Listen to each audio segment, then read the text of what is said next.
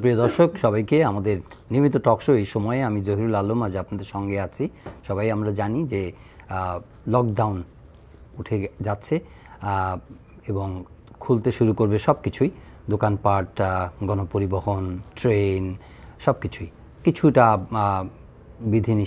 বিধিনিষেধ বলতে কিছু দিক নির্দেশনা আছে। গণপরিবহনে যেমন দাঁড়িয়ে যাত্রী নেওয়া যাবে না, এ সংক্রান্ত বিআরটি এর একটা নির্দেশনা আছে, কিংবা স্বাস্থ্যবিধি বা আপনার ডিস্টেন্সিং এর বিষয়টি, শারীরিক বা সামাজিক দূরত্বের বিষয়, সেগুলো কিছু নিয়মকানুন তো আছেই। এছাড়া সবকিছুই স্বাভাবিকভাবে চলবে। আজকেও মৃত্যুর যে রেকর্ড, সেটি সর্বোচ্চ রেকর্ডের মধ্যেই 264 জনের মৃত্যু হয়েছে আজও।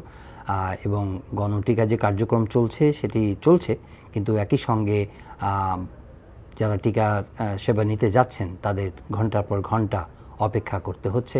কোথাও কোথাও ফিরেও যাচ্ছেন টিকা না পেয়ে, এবং বিশৃঙ্খলাও দেখা গেছে কোথাও কোথাও।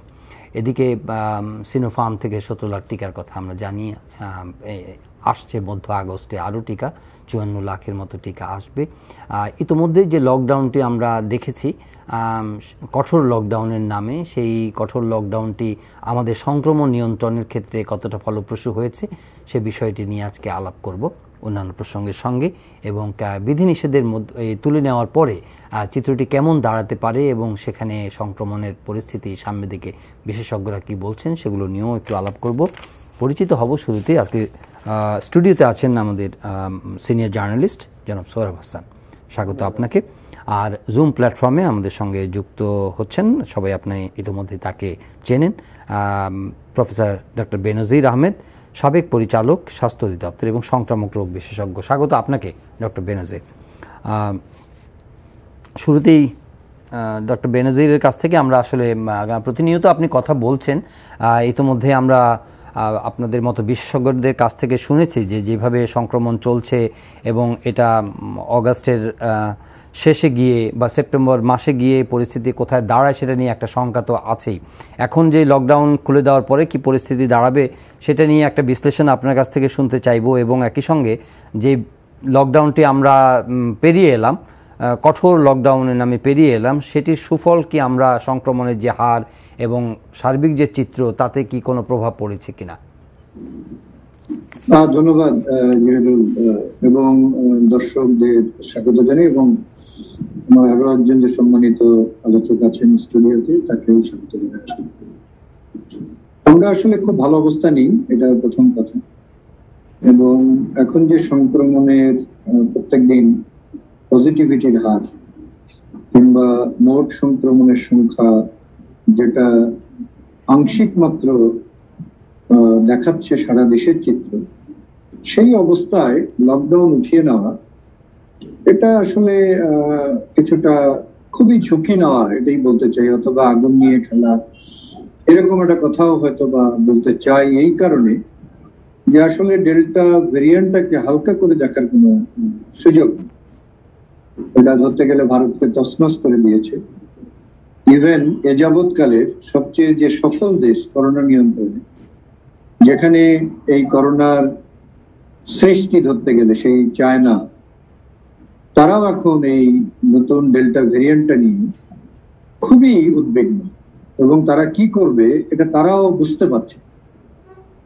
তো সেই যদি অবস্থা হয়, সেখানে আমাদের সংক্রমণ যদি এখন ধরেন 25-30-এর ঘরে থাকে, মৃত্যু যদি আজকেও রেকর্ড হয়, তার পরের দিন আমরা লকডাউন উঠাচ্ছি, এইটা আসলে আমাদের যারা আমরা এই রোগতাত্ত্বিক বিষয় নিয়ে কাজ করি তাদেরকে অবশ্যই এটা উদ্বেগের মধ্যে ফেলছে। এখন কথা হলো যে আমাদের যে লকডাউনটা এতদিন চলে আসছে, মাঝখানে একটু বিরতি দিয়ে, সেইটা কি আসলে কিছু করেছে নাকি সেটা পুরোপুরি ব্যর্থ?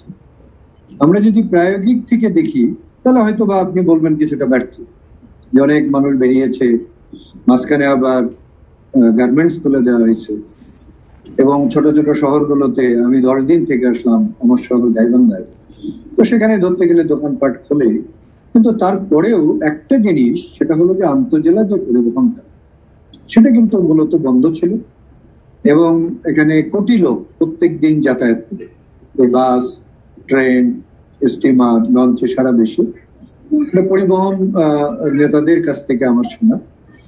তাহলে যদি তাই হয়, তাহলে প্রত্যেক দিন যে 1 কোটি লোক, আমাদের ছোট্ট দেশ, এ প্রান্ত থেকে ও প্রান্তে সকালে বাসে উঠলে রাত্রে পৌঁছানো যায়, সেই একটা দেশে তাহলে সংক্রমণটা আসলে এই মুহূর্তে আমরা যদি বলি যতদিন হলো লকডাউন করা হয়েছিল যদি না থাকতো, তাহলে এটা বিস্ফোরণের মতো পর্যায়ে যেত। তো সুতরাং আমাদের কাছে অবশ্যই এই লকডাউন যতটুকুই তার মানে দোষ থাক, কিন্তু অবশ্যই সংক্রমণ কিছুটা হলেও কমাতে পেরেছি, কিন্তু পুরোপুরি পারেনি। পুরোপুরি না পারার কারণ কয়েকটা আমরা বলি। একটা হলো ডেল্টা ভেরিয়েন্ট এই নিজেই এটা এত ছোঁয়াচে, ইদানিংকালে আপনি খেয়াল করবেন জহিরুল, কারো বাসায় যদি একজন আক্রান্ত হয়, একাধিক ব্যক্তি আক্রান্ত হচ্ছে, এমনকি শতভাগ। কয়েকদিন আগে আমার ভাস্তা, ওরা আক্রান্ত হয়েছে, পরিবারের 5 জন, সবাই আক্রান্ত। তো আসলে এরকমই ঢাকায় আমার পরিচিত যতজন, কেউ একজন আক্রান্ত হচ্ছে এটা শুনছেন, এক। দ্বিতীয়ত, কত লোক যে আক্রান্ত হয়েছে আপনি কত গুণ করবেন এটা বলা মুশকিল, কারণ এখন কেউ পরীক্ষাই করে না। যেমন ধরেন আমার ওই ভাস্তা, ওরা কেউ পরীক্ষা করেনি, যে তো গন্ধ পাচ্ছি না, জ্বর হয়েছে, পরীক্ষা করে আর কি। গ্রামে অবস্থাটা আরো বেশি, এবং এখন গ্রামে সংক্রমণ বেশি। তো সুতরাং আপনি যদি সেগুলো ধরেন, তাহলে কতদিন যে গুণন করবেন আমরা সেটা জানি না। তৎসত্ত্বেও আমাদের এই যে বৃদ্ধিটা কিছুটা থামানো গিয়েছে, কিন্তু তারপরেও পুরোপুরি যায়নি। তার কারণ হলো একটা, প্রথমে বলছিলাম যে ডেল্টা ভেরিয়েন্ট। 2 নম্বর হলো যে আসলে ঈদের আগে এই যে আমরা কয়েকদিন লকডাউনটা উঠালাম, এবং সেই সময় 4টা বড় বড় ইভেন্ট ঘটছে। প্রায় 1 কোটি লোক বা 75-80 ভাগ লোক বাড়িতে গিয়েছে বিভিন্ন সময়, তারা সংক্রমণ নিয়ে এখানে ওখানে গিয়েছে। হাট বসেছে যেখানে কোটি লোক এসছে, ঈদের হাট, কোরবানির হাট। আমাদের দোকানপাট খুলে দেওয়া হয়েছে, অনেকদিন লোক দোকানপাটে যায়নি। এবং ঈদের জামাত, এই 4টা বড় ইভেন্ট যদি ধরেন, তার একটা প্রভাব পড়েছে এই সংক্রমণ না কমার কারণে, মানে না কমার জন্য এর একটা প্রভাব পড়েছে। তাছাড়া আসলে আপনি আগেও খেয়াল করবেন 2020 সালেও এবং 2021 সালের যে মার্চ এপ্রিলে সংক্রমণটা হচ্ছে, এটাও কিন্তু একই ধরনের লকডাউন মোটামুটি। এই লকডাউন দিয়েও কিন্তু তারপরেও কিছুটা কমানো গিয়েছে। সুতরাং ধরতে গেলে আমাদের কাছে এটাই ছিল একমাত্র অস্ত্র, একমাত্র মানে যদি একেবারে পুরো কার্যকরী নাও হয়, মোটামুটি কার্যকরী অস্ত্র। সেইটা যে আমরা যুদ্ধক্ষেত্র থেকে প্রত্যাহার করে নিলাম। ধরুন আপনার যুদ্ধ বিমানটাই ছিল মূল অস্ত্র এই যুদ্ধ মোকাবেলায়, আপনি সেই F-16 যুদ্ধ বিমানগুলো প্রত্যাহার করে নিলেন, তাহলে একটা যুদ্ধের যেরকম আমরা পরিণতি বিষয়ে আশঙ্কা করতে পারি, এখানেও আমাদের আশঙ্কাটা সেরকম হচ্ছে যে আসলে সামনে কি ঘটতে যাচ্ছে। আপনি তার পরিপ্রেক্ষিতে 2টো জিনিস দেখতে হবে যেরকম, একটা হলো চিকিৎসার অপ্রতুলতা, এবং আমাদের এবারে গ্রামের মানুষ আক্রান্ত হচ্ছে যাদের আর্থিক ক্ষমতা এত বেশি না। এই দুটোকে যদি আবার ধরেন, তাহলে আসলে এটা একটা অনেক বড় সমস্যা, এটা একটা বহুমাত্রিক সমস্যা। সুতরাং প্রফেসর বেনজির, মানে বহুমাত্রিক সমস্যা যে আছে এটা আরেক বিশ্লেষণ, যেহেতু পুরো অনুষ্ঠান জুড়ে আপনি আছেন, আমরা আপনার কাছ থেকে শুনবো, স্টুডিও অতিথির কাছ থেকে আমরা একটু সার্বিক তার পর্যালোচনা একটু জানতে চাই। জনাব সোহরাব হাসান, এটা খুব সাধারণভাবে এখন এই মুহূর্তের প্রশ্ন হচ্ছে, মৃত্যু আজকেও সর্বোচ্চ রেকর্ডের 264, আবারও ঠিক এই সময়েই যখন সংক্রমণের দিক থেকে বলেন আর মৃত্যুর দিক থেকে বলেন, সংক্রমণ কিছুটা কমেছে, মানে ইয়ের থেকে কিছুটা হারের দিকে, হ্যাঁ হারের দিক থেকে কিছুটা কমেছে। প্রাণহানি তো আপনি ধরেন সব মিলিয়ে এখন 23,000 ছাড়িয়েছে। সর্বোচ্চ মৃত্যু, আবার লকডাউন প্রত্যাহার মানে উঠে যাচ্ছে, শিথিল হয়ে যাচ্ছে আর কি। কিছু তো আসলে করার নাই, এই অর্থে যে মানে আসলে কোন পক্ষে কিভাবে এটাকে জাস্টিফাই করা যাবে যে না লকডাউন চলতে থাকবে, সেটাও বলা যায় না। আবার অনেক সময় আবার এটাও বলা যায় না যে এই পরিস্থিতিতে 264 জনের মৃত্যু দেখে লকডাউন ইজড করে হচ্ছে। আপনি কিভাবে দেখেন পুরো বিষয়? ধন্যবাদ। যেমন বেনজির ভাই যেভাবে বলছিলেন যে আমরা সংক্রমণ কমাতে পারিনি, আবার সংক্রমণের সামনে ঝুঁকিটা আরও বেশি। তো এটি খুব কঠিন অবস্থার মধ্যেই আছে। এই যে লকডাউন আমরা বাস্তবায়ন করতে পারলাম না, সরকার তো যে কোনো কর্মসূচি, সেটি করোনা প্রতিরোধ হোক, শিশু রোগ নিরাময় হোক, অথবা স্বাস্থ্যসেবা হোক, যে কোনো বিষয়ে যে কোনো পরিকল্পনা নিতে হয় সব কিছু ভেবে যেটুক পারবে সেটাই করা উচিত। এখন সরকার পারেনি, এই যে কেন পারলো না সেটাও কিন্তু ভাবা উচিত ছিল। তার মনে করি সরকার, এবং আমরা দেখেছি বিভিন্ন সময় সরকারের সিদ্ধান্ত গ্রহণে এক ধরনের অস্থিরতা আছে। আজকে এক সিদ্ধান্ত নেওয়া হলো, কালকে সেটা সংশোধন করা হলো বা পরিবর্তন করা হলো। এমনকি আজকেও দেখলাম যে সড়ক মন্ত্রী বললেন যে পরবর্তীকালে আবার লকডাউন দেওয়া হতে পারে। আবার তিনিই বলেছেন যে বাস প্রশাসনিকভাবে সিদ্ধান্ত হয়েছে যে বাস অর্ধেক চলবে, মানে আগে 100টা চলবে, এখন 50টা। তিনি নিজেই প্রশ্ন করেছেন যে এটা তো আমি জানি না, এবং এটা কিভাবে নিশ্চিত করা যাবে যে অর্ধেক চলবে কি চলবে না। সুতরাং সরকারের সিদ্ধান্তটা কে নেন, এটা একটা প্রশ্ন আছে। কারিগরি কমিটি বা জাতীয় কমিটি, যে পরামর্শ কমিটি, তারা যেসব গণমাধ্যমে যেটা এসেছে যে তারা যেসব পরামর্শ দেয় তা গ্রাহ্য হয় না বা তা মানা হয় না, আবার সরকার সিদ্ধান্ত পরিবর্তন করে। তো সবটা মিলে আপনি যদি বলেন, আবার লকডাউনের কথা বললেন যে লকডাউন কতদিন চলবে, কিন্তু আমরা তো কোনো কোনো ক্ষেত্রে দেখলাম যে লকডাউন চলছি, 17 মাস ধরে শিক্ষা প্রতিষ্ঠান বন্ধ। এখন শিক্ষা প্রতিষ্ঠানকে কিন্তু আমরা একমাত্র শিক্ষা প্রতিষ্ঠানই বন্ধ রেখেছি, আর সব কিছু খুলে দিয়েছি। তো এটিও এক ধরনের সরকারের কি কোন বিবেচনায় এটা করেছেন, এটি প্রশ্ন। হ্যাঁ, জীবন ও জীবিকা। এখন এর বিকল্প যেটা, যেমন স্বাস্থ্যবিধি মেনে চলা, লকডাউনের আরেকটি বিকল্প ছিল টিকা, কিন্তু আমরা টিকায় কিন্তু অনেক পিছিয়ে, দক্ষিণ এশিয়ার দেশগুলোর মধ্যে পিছিয়ে। প্রথম আমরা শুরু করেছি, এটি আমাদের নেতা নেত্রীরা খুব জোর গলায় বলেন, কিন্তু এখন যে পিছিয়ে আছি সেটি তারা স্বীকার করেন না। এমনকি দেখুন যে এই যে টিকা নিতে যে ভিড় হলো, বিভিন্ন জায়গায় বিশৃঙ্খলা হলো, বিশৃঙ্খলা বাদ দিলাম, এই যে মানুষের প্রচণ্ড ভিড় টিকা নিতে যেয়ে বা কেউ ফিরেও আসা, তো তারা যারা সংক্রমিত হয়নি এর আগে, তারা তো সংক্রমিত হওয়ার টিকা নিতে গিয়ে এবং টিকা পেলেন না, বা কেউ পেলেন না। এখন প্রথম বলা হলো যে 1 কোটি টিকা দেওয়া হবে। এটা কিসের ভিত্তিতে বললেন স্বাস্থ্যমন্ত্রী আমরা জানি না। এই যে এক ধরনের মানুষের মধ্যে সরকারের যে কোনো কর্মসূচি বাস্তবায়ন বা এটি সফল হয় কিন্তু জনগণের আস্থার উপর। জনগণ যদি আস্থা রাখতে পারে যে সরকার যেটা করছে, সরকার যেটা বলছে সেটাই করবে, সেটাই বাস্তবায়ন করবে, বা সে ব্যাপারে সরকার আন্তরিক। কিন্তু সরকারের নীতি নির্ধারকদের কথায় কিন্তু সেটা মনে হচ্ছে না, মানুষ আস্থা রাখতে পারছে না। প্রথম থেকেই সরকার যেটা করছে সবকিছুই এটি যে মহাদুর্যোগ, জাতীয় দুর্যোগ এবং বৈশ্বিক দুর্যোগের আমরা অংশীদার।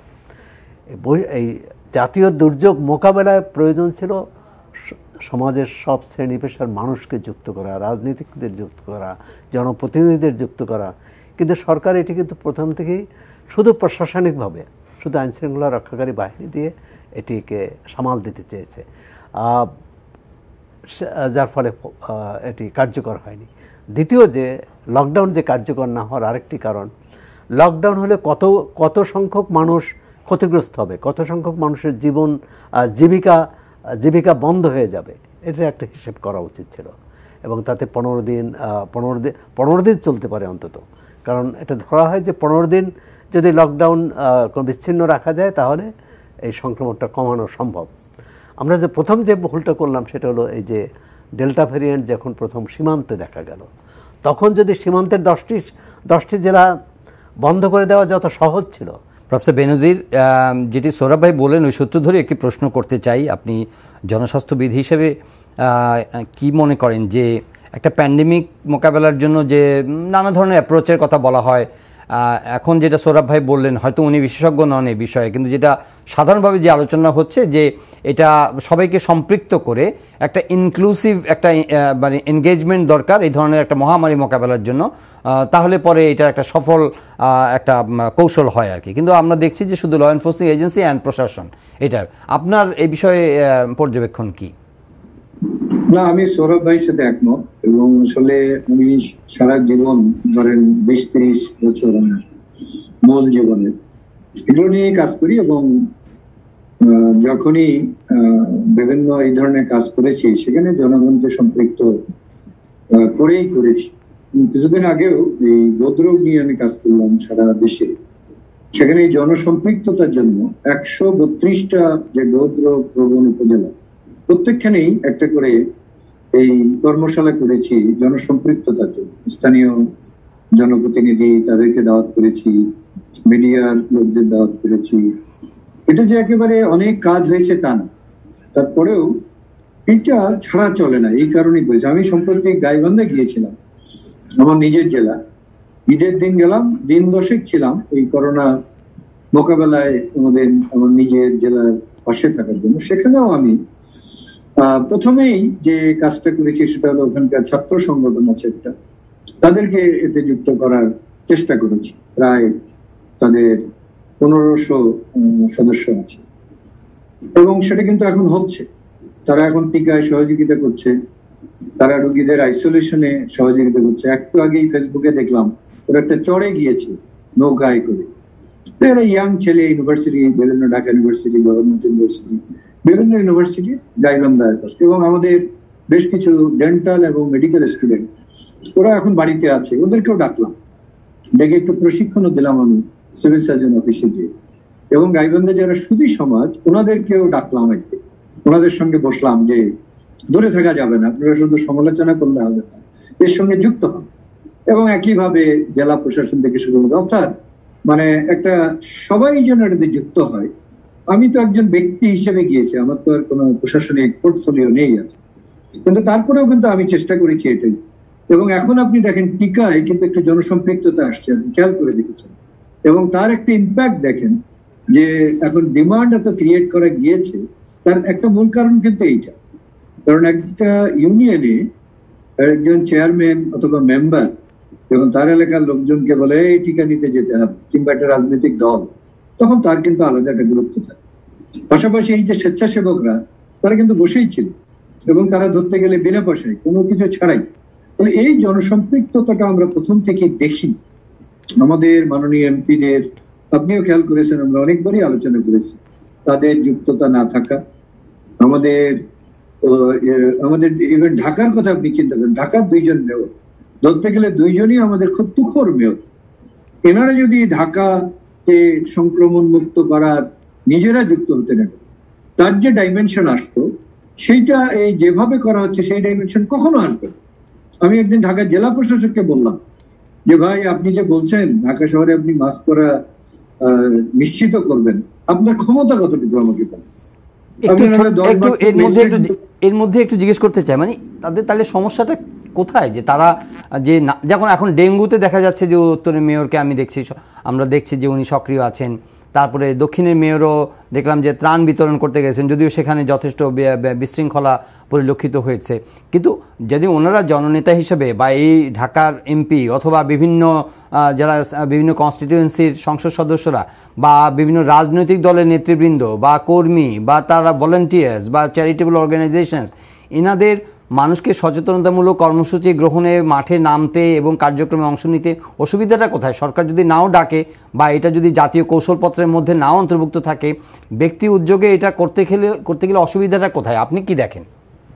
না জয়রুল, দেখেন এটা যে কেউ করছে না তা না, বা কিছু কিছু করছে না তাও না, প্রত্যেকেই কিছু কিছু করছে এবং অনেকে ভালো করছে। আপনি আমাদের চাঁপাইনবাবগঞ্জের শিবগঞ্জের যে এমপি, তার কথা বলতে পারেন।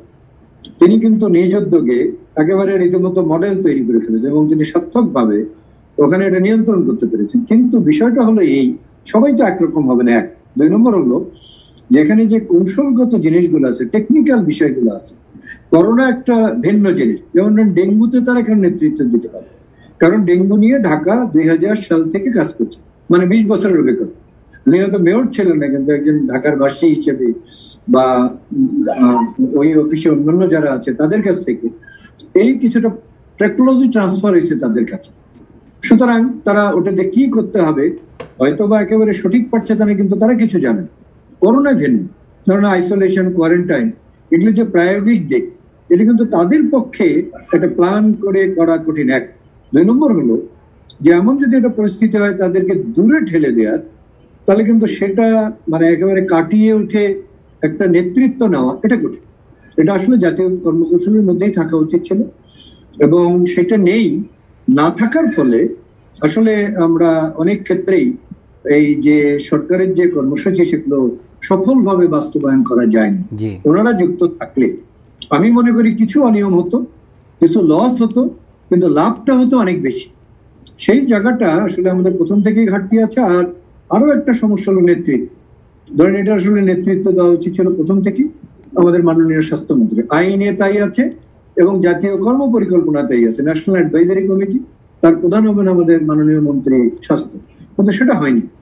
এবং না হওয়ার ফলে দেখা গিয়েছে এক এক সময় এক একজন নেতৃত্ব নিয়েছেন এবং এক এক ভাবে। সেটা বরঞ্চ ভালোর চেয়ে খারাপ করেছে, যে মাঝে মাঝে সমন্বয়হীনতা ঘটেছে। যেমন ধরেন ওবায়দুল কাদের, উনি আমাদের শুধু যে যোগাযোগ মন্ত্রী তা নয়, উনি আসলে আমাদের আওয়ামী লীগের সাধারণ সম্পাদক। উনি যখন বলেন যে এই যে বাস চলাচল কিভাবে হবে, এটা ওনার সাথে কথা হয়নি বা ওনার মন্ত্রণালয়ের সাথে কথা হয়নি, এইটা কিন্তু বুঝতে পারেন যে আসলে একটা বিরাট সমন্বয়ের ঘাটতি আছে।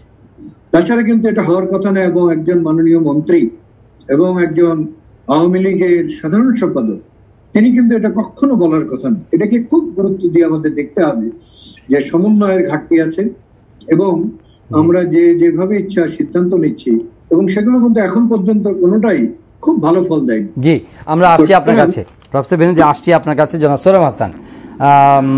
আমরা যখনই আলোচনা করি তখন আমরা এই কি বলে যে ব্যত্যয়গুলো ঘটেছে, যে বিচ্যুতিগুলো ঘটেছে, সেগুলোর উদাহরণ আমি চলে আসে। যেমন ঈদের আগে পরের কথাগুলো আমরা দেখলাম, শুনলাম যে ক্যাটল মার্কেট খুলে দেওয়া হয়েছে, মানুষজন আসা যাওয়া করেছে, ঈদের জামাত হয়েছে, সবকিছু মিলিয়ে একটা পরিস্থিতি তৈরি হয়েছে, সেটা সংক্রমণ সহায়ক একটা পরিস্থিতি। তো এখন এই অবস্থার মধ্যে তো সবাই আবার নিশ্চয়ই কিছু মুচলেকা তো বা প্রতিশ্রুতি তো থাকেই। যেমন গণপরিবহনওয়ালা বলবেন যে না, তারা যাত্রীদেরকে যখন তুলবেন তারা সবাই মাস্ক এনশিওর করবেন বা স্যানিটাইজার দিবেন বা এই টাইপের আর কি। বা দোকান যখন খুলবেন তখন যারা শপিংয়ে যাবে তারা সবাই মাস্ক পরিধান করবে এবং দোকানদাররা মাস্ক পরিধান করবে ইত্যাদি। এই প্রতিশ্রুতিগুলো তো সবসময় বলা হয়, কিন্তু কার্যক্ষেত্রে যখন এগুলো সব কিছু খুলে যাবে, এগুলো কি মানা বা এগুলো মনিটর করার কি কোনো মেকানিজম আছে? না, মেকানিজমের জন্যই বেনজির ভাই যেটা বললেন, আমিও বললাম যে কে করবেন, প্রশাসনের পক্ষে সম্ভব না। প্রশাসনে 11 লাখ লোক দিয়ে এটা সম্ভব না, মানে আইন শৃঙ্খলা রক্ষাকারী বাহিনী দিয়ে সম্ভব না। এর জন্যই জনপ্রতিনিধি, স্থানীয় নাগরিক সমাজ, বেসরকারি সংস্থা এবং ছাত্র তরুণ, যেটা গাইবান্ধার উদাহরণ কথা বললেন, কেন আমরা ছাত্র সংগঠনের এবং এখন স্কুল কলেজ বিশ্ববিদ্যালয় বন্ধ, তাদের কিন্তু কাজে লাগানো যেত এবং টিকায় কিছুটা কাজে লাগানো গেছে। এবং স্বাস্থ্য মন্ত্রণালয় থেকেও বলা হয়েছে যে এই যে টিকা দেওয়া হলো, স্বাস্থ্য স্বেচ্ছাসেবকরা যারা স্বেচ্ছাসেবক হিসেবে কাজ করেছে তারা কিন্তু খারাপ, তাদের পারফরমেন্স কিন্তু খারাপ নয় এবং বেশ মোটামুটি তারা এটি খুবই কম সময়ের প্রশিক্ষণ দিয়ে এটি করেছে। প্রশিক্ষণ একটা বিষয়। তো এটি এখন সরকার যেহেতু ভাবে না যে এটি করা যায় বা করা উচিত, তারা ভাবছে হয় লকডাউন, মানে হলে লকডাউন না করে। আর টিকার যে প্রসঙ্গটা আসছে, টিকা তো আমাদের হাতে নেই। কারণ আমরা যদি এটা টিকা উৎপাদনের প্রথম থেকে চিন্তা করতাম অথবা বিভিন্ন উৎস থেকে খুঁজতাম, তাহলে হয়তো এখন টিকার সমস্যাটা কম হতো। এবং আশা করি যে টিকার সরকার যেভাবে আশা করছে যে চীনের কাছ থেকে অনেক বেশি, প্রায় 7 কোটি টিকা যদি আসে তাহলে একটা বড় চাহিদা পূরণ হবে। কিন্তু সে পর্যন্ত কি হবে, এখন এটা অনেকটা নিয়তির উপর ছেড়ে দেওয়ার মতো। যেমন অনেক জনস্বাস্থ্যবিদ বলেছেন, জানি না বেনজির ভাই একমত কিনা, যে ঢেউয়ের একটা মাত্রা আসে, ঢেউয়ের যে সর্বোচ্চ পর্যায়, তো এটি যদি এই আগস্ট যদি সর্বোচ্চ পর্যায় হয় তাহলে সেপ্টেম্বর অক্টোবরে হয়তো এটি কমবে। আর সেক্ষেত্রে আমরা হয়তো এই টিকা জনস্বাস্থ্যবিধি এবং লকডাউন ছাড়াই আমরা একটু এখনকার চেয়ে স্বস্তিদায়ক অবস্থায় থাকব। যেমন সংক্রমণের হার কমছে, এটা যদি আরও কমে 20-22-এ নেমে আসে, সেটি একটি স্বস্তির বিষয়। আরেকটি স্বস্তির বিষয় হচ্ছে যে ইতিমধ্যে আমরা যা উপসর্গ বা যা পরীক্ষা করেছি সেই হিসাব তো আমরা পাচ্ছি স্বাস্থ্য দপ্তর থেকে। এর বাইরে অনেকে সংক্রমিত হয়ে গেছেন যারা কোনো উপসর্গ দেখা দেয়নি, কোনো শারীরিক সমস্যা দেখা দেয়নি, কিন্তু তারা আক্রান্ত হয়ে গেছেন। এই আক্রান্ত, এখন ঢাকা শহরে যদি এটা হয় যে 80 ভাগ লোক আক্রান্ত হয়ে গেছে, তাহলে নতুন করে আক্রান্ত হওয়ার সংখ্যা কমবে। জি, যদি এটা একটু জেনে নেই প্রফেসর বেনজির, তাহলে কি ওই যে হার্ড ইমিউনিটির কথা যেটা বলেন যে অ্যাটলিস্ট 70% যদি ইনফেক্টেড হয় এবং তারা যদি কিওর্ড হয়ে যায়, বলা যায় যে না তারা একটা হার্ড ইমিউনিটি হয়েছে, ওই পর্যায়ে যাওয়ার আমরা কি যেতে পেরেছি? ওই থ্রেশহোল্ড কি টাচ হয়েছে মনে হয় আপনার কাছে? সৌরভ ভাই যেটা বললেন ওটাও আমি 2-3 দিন হলো ভাবছি, সৌরভ ভাই আপনার কথাটা যে আমি মাঝে মাঝে মনে মনে ভাবছি আমাদের কি হার্ড ইমিউনিটি হচ্ছে? সমস্যাটা কি জানেন? দুটো। একটা হলো যারা উপসর্গহীন বা মৃদু উপসর্গ, তাদের ভিতরে প্রতিরোধ ক্ষমতাটা কম, যেহেতু তাদের ভাইরাসই কম গিয়েছে, সেই কারণে তাদের উপসর্গহীন, তাদের ভিতরে এটা অনেক বেশি ভাইরাস রেপ্লিকেট করেনি। সুতরাং দেখা গিয়েছে তাদের মধ্যে দ্বিতীয়বার আক্রান্ত হওয়ার সম্ভাবনাটা, ঝুঁকিটা অনেক বেশি। কাজেই যারা টিকা নেননি কিন্তু আক্রান্ত হয়েছেন বা উপসর্গহীন বা মৃদু উপসর্গ, তারা আমাদের খুব একটা হয়তো সুরক্ষা দিতে পারবেন না, বা তারা নিজেদেরকে এই ইমিউনিটিটুকু দিয়ে সুরক্ষিত রাখতে পারবেন না। তো সেটা হলো সমস্যাটা। আপনি যেটা বলছেন তো আমি কয়েকদিন চিন্তা করছি যে আসলে গ্রামে আমি যেটা দেখছি এত লোক আক্রান্ত হচ্ছে যে আমার মনে হচ্ছে যে তাহলে তো হার্ড ইমিউনিটি হয়ে যাওয়ার কথা। কিন্তু দুঃখজনক খবর হলো বিশ্ব স্বাস্থ্য সংস্থা বলেছে যারা 2 ডোজ টিকা নেয়নি এরকম কেউ আক্রান্ত একবার যদি হয়েও থাকেন, তাদের আবারও পুনঃ আক্রান্ত হওয়ার ঝুঁকি 2 গুণ বেশি, ডাবল। তাহলে আমরা বুঝতেই পারছি ওটা আমাদের খুব একটা সুরক্ষা দেবে না, এটাই হলো সমস্যাটা। তাছাড়া হয়তো বা সেটাও একটা পন্থা হতে পারতো আমাদের। আবারও ডক্টর বেনজির আপনার কাছে যেতে চাচ্ছি। এনটিভিতে একটা রিপোর্ট গতকালকে গেছে, সেখানে আপনি বলেছেন যে এখন সামনের দিনগুলোর সম্পর্কে একটা আশঙ্কা আছে আর কি, যে হাসপাতালের শয্যা, আইসিইউ, অক্সিজেন যে ধারায় চলছে এগুলোর একটা সংকট তৈরি হতে পারে, সেটা একটা প্রশ্ন। আর দ্বিতীয় প্রশ্নটা হচ্ছে যে অগাস্ট মাসের আমরা তো প্রায় মাঝামাঝি চলে এসেছি, আপনি এটাকে কি তৃতীয় ঢেউ বা দ্বিতীয় ঢেউয়ের শেষ দিকে বা পিক কোথায়, সেটা কি অগাস্টে পিক না সেপ্টেম্বরে পিক, এই বিষয়গুলো নিয়ে কোনো গবেষণা বা কোনো ভাবনা চিন্তা জনস্বাস্থ্যবিদদের মধ্যে আছে কিনা?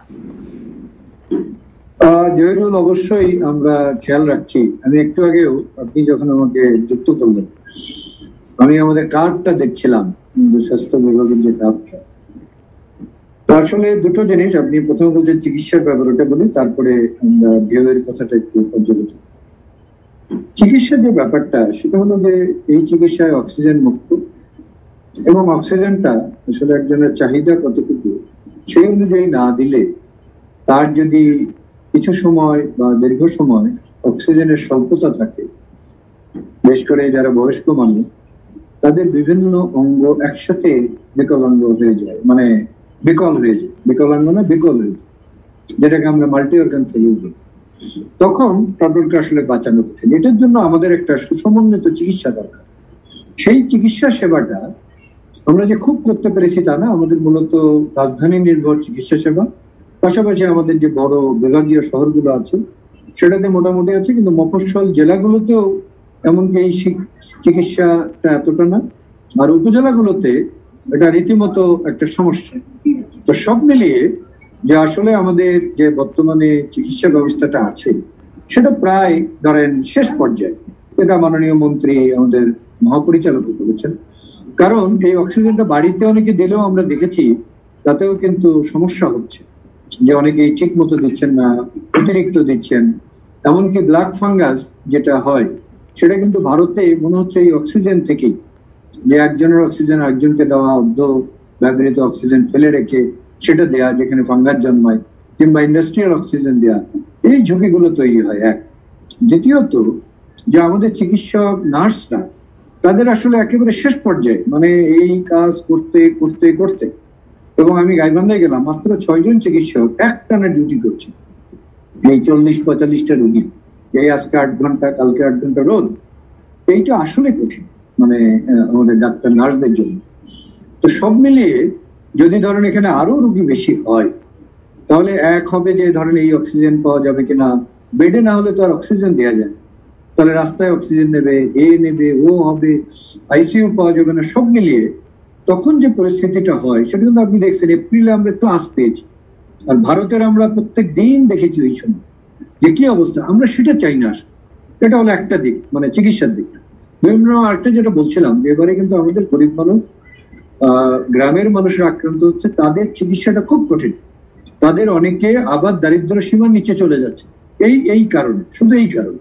তাহলে এটা হলো এই চিকিৎসার দিক।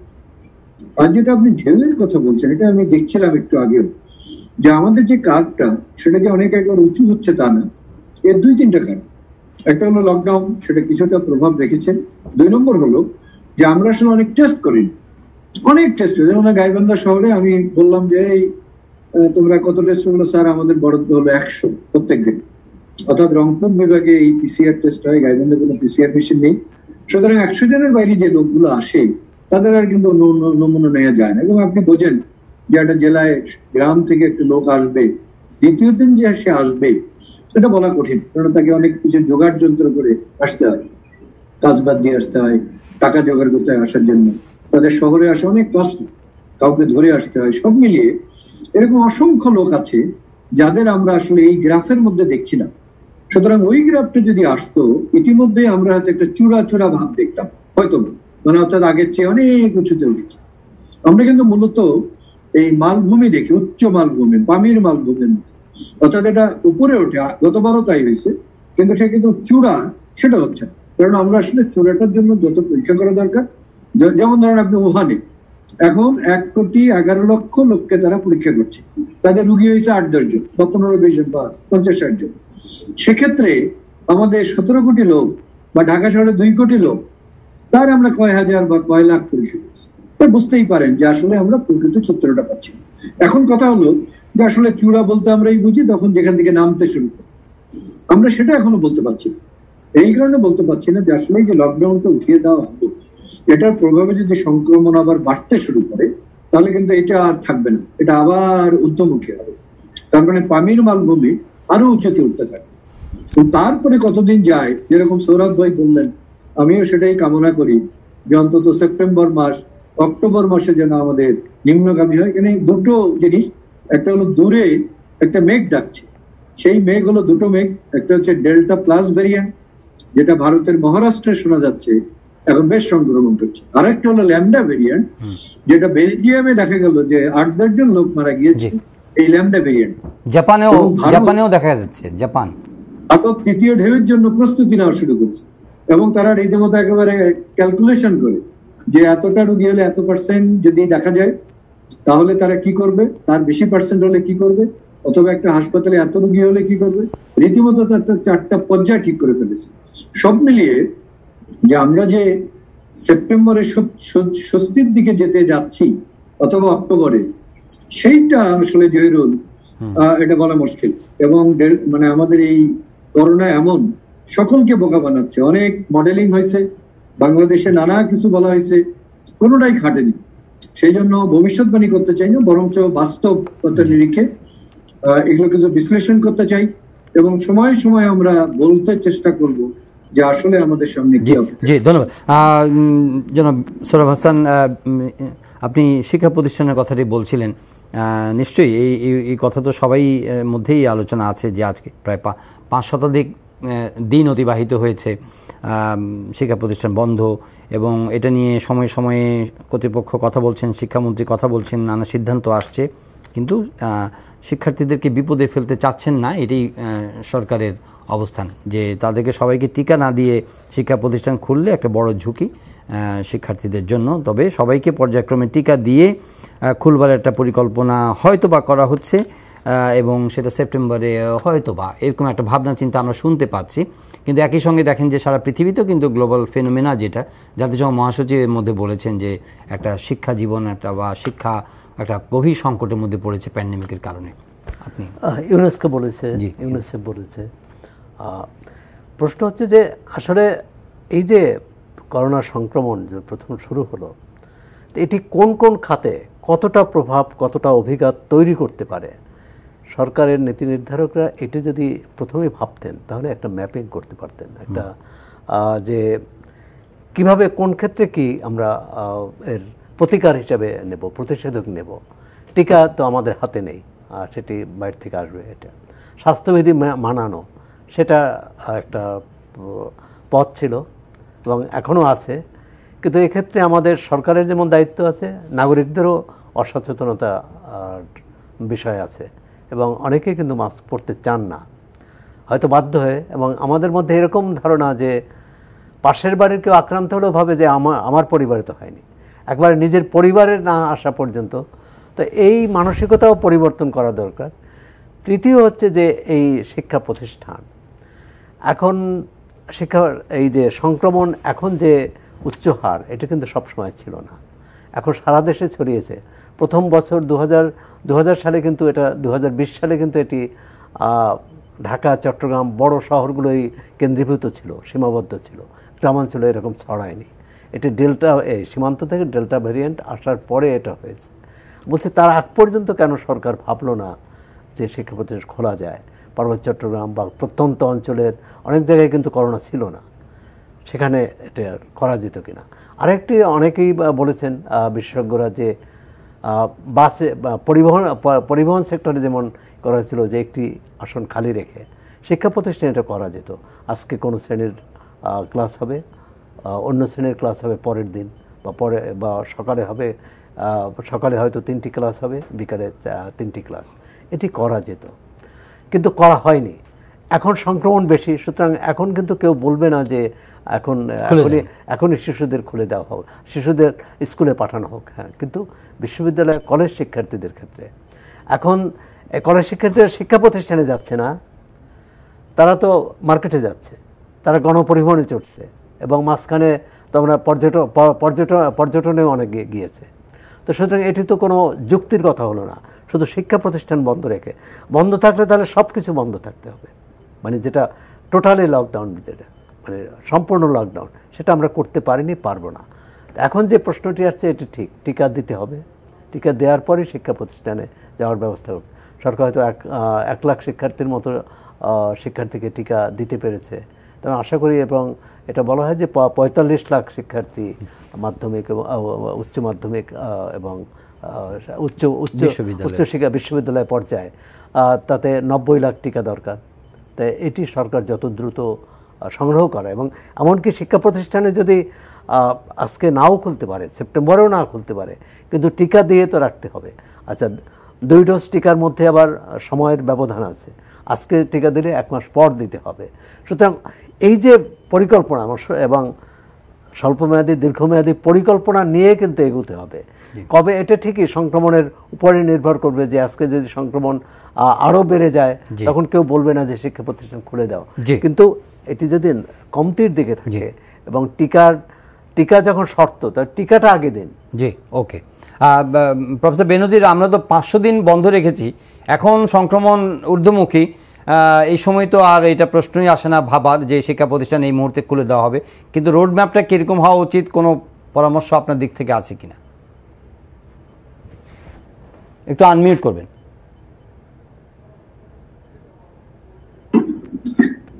না, আসলে আমার মনে হয় যে শিক্ষা প্রতিষ্ঠান আগেই খোলা যেত, বিশেষ করে গ্রামের যে শিক্ষা প্রতিষ্ঠানগুলো আছে সেগুলো কিন্তু এই গত ঈদ উল ফিতরের পরে যে ডেল্টা ভেরিয়েন্ট আসলো তার আগে পর্যন্ত কিন্তু সংক্রমণ বেশিরভাগ ক্ষেত্রেই ছিল না। তো গ্রামের প্রাইমারি স্কুল, মাধ্যমিক স্কুলগুলো ইজিলি খোলা যেত। আর আসলে শিক্ষা প্রতিষ্ঠানগুলোর জন্য যে প্রস্তুতি নেওয়া দরকার, সেই প্রস্তুতির ব্যাপারে আমরা শিক্ষা মন্ত্রণালয়ের তেমন কোনো উদ্যোগ দেখিনি। একমাত্র দেখেছি যে শিক্ষা প্রতিষ্ঠান আরো পিছিয়ে দেওয়া হচ্ছে, খোলা আরো পিছিয়ে দেওয়া হচ্ছে, এইটাই সবসময় শুনে এসেছি। কিন্তু শিক্ষা প্রতিষ্ঠান খুলে দেওয়ার জন্য যে উদ্যোগ, যেমন ধরুন অনেক আগেই আমরা যখন 55 বছর থেকে 40 বছরের টিকার মানে বয়স নামিয়ে আনলাম, তখন আমরা ওই টিকাটা 40 বছরের লোকদের না দিয়ে আমরা শিক্ষা প্রতিষ্ঠানের শিক্ষার্থীদের দিতে পারতাম, এটা ইজিলি করা যেত। এটা একটা ছিল। 2 নম্বর হলো, এখনো কিন্তু কোনো প্রস্তুতি নেই। যেমন ধরেন, প্রত্যেক শিক্ষা প্রতিষ্ঠানে আমাদের আসলে বেশ কিছু ফিজিক্যাল ফ্যাসিলিটিস ডেভেলপমেন্ট করতে হবে, শুধু টিকা দিয়ে কিন্তু হবে না। যেমন ধরেন, হাত ধোয়ার ব্যবস্থা করতে হবে, ছাত্ররা যেখানে বসবে, ধরেন ক্লাসে এক ছাত্রের সঙ্গে আরেকটা ছাত্রের ব্যারিয়ার তৈরি করা, শিক্ষকের সাথে ছাত্রদের ব্যারিয়ার তৈরি করা। যেমন ধরেন প্লাস্টিকের বা আমাদের যেটা আমরা ফাইবার গ্লাস বলি, স্বচ্ছ ফাইবার গ্লাসের একটা সামনে যদি শিল্ড থাকে শিক্ষকের, তাহলে কিন্তু একটা ব্যারিয়ার তৈরি। কারণ শিক্ষক যখন কথা বলেন তখন মানে এমন হইতে পারে যে তার হাঁচি কাশি একেবারে শেষ বেঞ্চ পর্যন্ত যেতে পারে, যেটা কিন্তু একজন ছাত্রের সঙ্গে আর একজন ছাত্র, ওই সময় তো ছাত্র বেশি কথা বলে না, কথা বলে শিক্ষক প্রায় 40-45 মিনিট। আমি একজন শিক্ষক, সেই অভিজ্ঞতা থেকে বলছি যে আসলে অনেক জোরে কথা বলতে হয় এবং সেই সময় আমাদের মানে মুখ থেকে অনেক কিছু বেরিয়ে যায়, যেটাকে আমরা ড্রপলেট বলি। তাহলে এই ব্যবস্থাগুলো কিন্তু আপনি ঢাকা ইউনিভার্সিটিতে কোনো আছে? কালকে আমি শিক্ষক সমিতির একজন সদস্য ছিলেন, তাকে জিজ্ঞেস করলাম যে আপনাদের ইউনিভার্সিটিতে কি কোনো প্রস্তুতি চলছে? তো উনি না বোধক উত্তর দিলেন। তো আসলে আমাদের ধরুন বুয়েট, ঢাকা ইউনিভার্সিটি এরকম যে ইউনিভার্সিটি গুলো আছে পাবলিক, এখানে যে ছাত্ররা, তাদেরকে যদি আমরা যুক্ত করি এগুলোতে, তারা কিন্তু অনেক ইনোভেটিভ আইডিয়া দিতে পারে। তো এতদিনে সেগুলো আমরা করতে পারতাম। যেমন ধরেন উনি একটা সমস্যা দেখালেন যে এক রুমে অনেকজন ছাত্র থাকে, তাহলে এটা একটা সমস্যা। তাহলে এই সমস্যার একটা কোনো সমাধান বের করা যায় নাকি? কিন্তু এগুলো নিয়ে কোনো প্রস্তুতি নেই, শুধু আমরা পিছাচ্ছি। আসলে আমাদের সত্যিকার অর্থে আমরা খুব ক্ষতিগ্রস্ত হচ্ছি। আমাদের শিশুরা নানা ধরনের সমস্যায়, মানসিক সমস্যায় ভুগছে। অনেকখানে মানহীন শিক্ষা কার্যক্রম চলছে। আমার ওয়াইফ মেডিকেল কলেজের টিচার, একটা মেডিকেল কলেজ, উনি ক্লাস নেন, দেখি পরীক্ষা নেন, কিন্তু উনি আদৌ সন্তুষ্ট নন। উনি বলছেন এইভাবে কোনো শিক্ষা চলতে পারে না। প্রফেসর বেনজির, আমরা আজকে শেষ করব। আপনাকে অসংখ্য ধন্যবাদ অংশ নেবার জন্য, মূল্যবান মতামত দেওয়ার জন্য। আপনাকে অসংখ্য ধন্যবাদ জনাব সোহরাব হাসান। আমরা এই কথা বলারই অপেক্ষা রাখি না। নতুন প্রজন্মের বা সামগ্রিকভাবে শিক্ষা জীবনে একটা বিপর্যয় নেমে এসেছে, একটা গভীর সংকট নেমে এসেছে, পৃথিবীব্যাপী নেমেছে এবং বাংলাদেশে তো বটেই। এবং এই দিনের পর দিন এভাবে চলতে পারে না। যেভাবে সংক্রমণ বাড়ছে সেটি যেরকম উদ্বেগ, একই সঙ্গে শিক্ষার্থীদেরকে ক্লাসরুমে ফিরিয়ে আনা, সেটিরও একটা পরিকল্পনা থাকা প্রয়োজন ছিল, উচিত ছিল। সেটা সবাই বলছেন, প্রতিনিয়ত বলছেন। এর জন্য একটা প্রস্তুতি দরকার। আগামী দিনগুলোতে সেই প্রস্তুতি নেওয়া হবে, সেই আশা আমরা রাখছি। কারণ এই ক্ষতি কোনোভাবেই মানে পূরণ করার মতো নয়। আমাদেরকে এ নিয়ে গভীরভাবে ভাবতে হবে এবং একই সঙ্গে যখন লকডাউন উঠে যাচ্ছে, ঠিক লকডাউন উঠে গেলে এর কনসিকোয়েন্স, এর যে পরিণাম সেটা কি হয়, আমাদের সেদিকে নজর রাখতে হবে এবং সেই হিসেবে আমাদের পরবর্তী পদক্ষেপ নিতে হবে। যে কথা সবাই বলার চেষ্টা করছেন যে সরকারি কর্মকৌশল থাকবে, সরকারের যে প্রশাসনিক উইং আছে তারা কাজ করছেন। একই সঙ্গে যারা নেতৃস্থানীয় ব্যক্তি আছেন, রাজনৈতিক নেতৃবৃন্দ আছেন এবং সামগ্রিকভাবে একটা সামাজিক অংশগ্রহণ এই করোনা সংক্রমণ প্রতিরোধের ক্ষেত্রে, কারণ চিকিৎসা ব্যবস্থা দিয়ে এটাকে সম্পূর্ণভাবে মোকাবেলা করা একটা কঠিন ব্যাপার, আমাদের সামর্থ্যের সীমাবদ্ধতা রয়েছে। কাজে এখন সংক্রমণ কিভাবে নিয়ন্ত্রণ করা যায় সেটি হচ্ছে গিয়ে মূল চ্যালেঞ্জ। আশা করছি সবাই মিলে সেই দিকে আমরা এগোবো এবং এই মহামারী নিয়ন্ত্রণ আমাদের করতেই হবে। একই সঙ্গে যে জীবিকার কথা বলা হচ্ছে সেটিও অস্বীকার করবার কোনো উপায় নেই। আজকের অনুষ্ঠান এখানে শেষ করছি। আপনারা চাইলেই অনুষ্ঠানটি অনলাইনে দেখতে পারেন, ভিজিট করুন ntvbd.com। এছাড়া ইউটিউব ও ভেরিফাইড ফেসবুক পেজে আমাদের জনপ্রিয় অনুষ্ঠান, খবরের আপডেট, এগুলো আপনারা চাইলে জেনে নিতে পারেন। দেখা হবে আবারও পরের অনুষ্ঠানে।